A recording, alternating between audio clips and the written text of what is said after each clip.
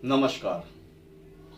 इस बार सिवनी मुख्यालय के भाजपा विधायक दिनेश राय की टिकट कट सकती है। इस तरह के जनचर्चा का जो दौर चल रहा है उसके पीछे तथ्य दिया जा रहा है कि भारतीय जनता पार्टी ने जो पहली सूची जारी की थी उसका आकलन किसी को भी नहीं था और सिवनी विधायक, जैसा कि सब जानते हैं, शिवराज सिंह जो मध्य प्रदेश के मुख्यमंत्री हैं उनके बहुत करीब हैं और इस बार जो टिकट वितरण का काम है वह सीधे अमित शाह जी के नेतृत्व में उनकी टीम के सर्वे के आधार पर दिया जा रहा है। सिवनी में भी सर्वे हो गया है जिसको लेकर किसी को कानो कान खबर नहीं है, पर सूत्र बता रहे हैं कि इस जो सर्वे हुआ है उसमें दिनेश राय की रिपोर्ट कुछ ठीक नहीं है और अमित शाह की अगर चली तो दिनेश राय को टिकट नहीं मिलेगी, क्योंकि पूरा भाजपा संगठन,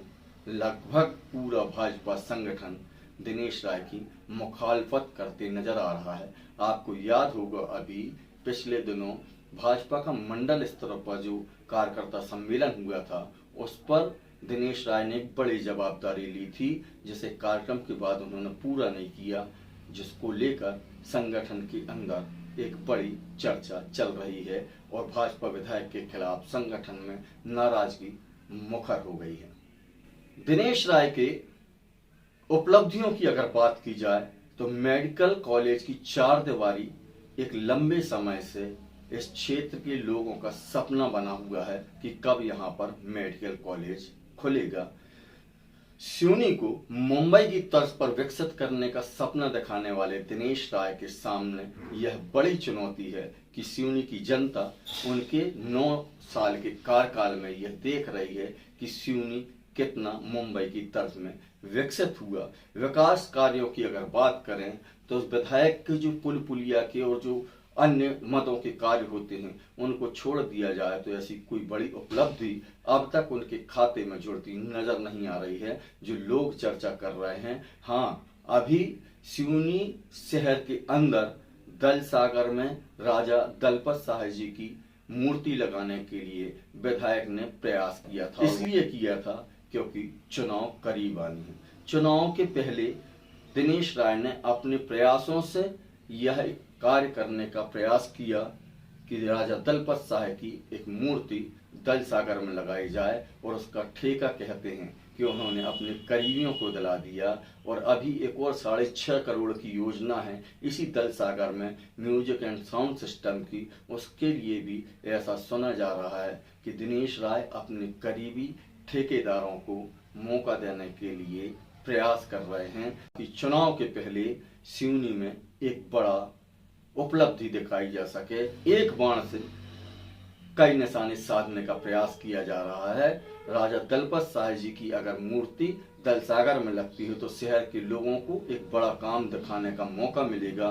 ग्रामीण क्षेत्र की जनता को सिवनी में लाकर, आदिवासी समाज को सिवनी में लाकर एक प्रदर्शन किया जाएगा और बताया जाएगा कि हम आदिवासी समाज के आराध्य के प्रति कितने समर्पित है। यह एक रणनीति, यह एक सोच, यह एक चर्चा चल रही है कि सिवनी मुख्यालय में एक बड़ा काम दिखाने के लिए चुनाव के पहले भागीरथी प्रयास किए जा रहे हैं, पर वह काम भी अभी उतनी तेजी से नहीं हो रहा है। तो ऐसा लग नहीं रहा है कि चुनाव के पहले ऐसा कोई प्रदर्शन हो पाएगा।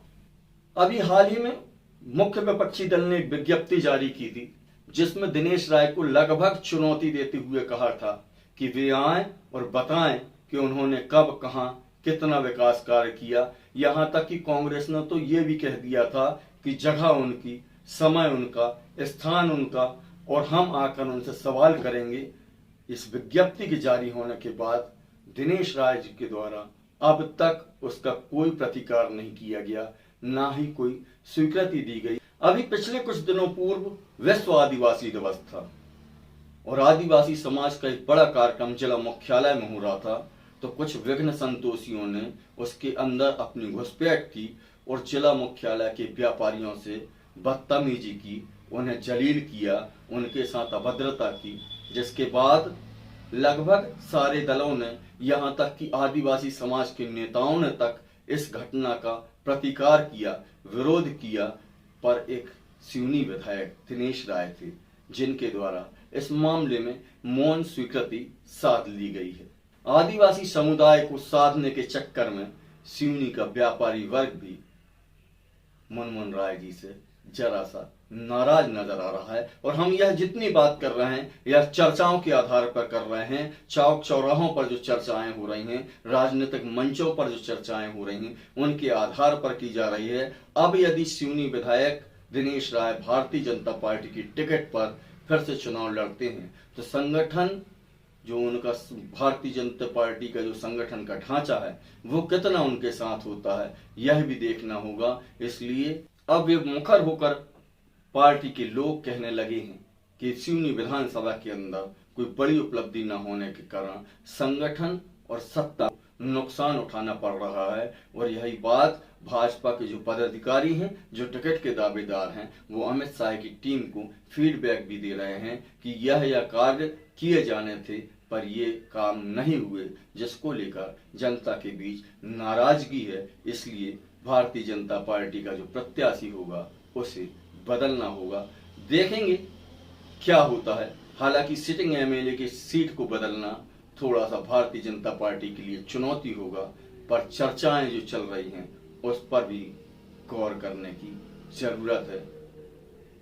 नमस्कार।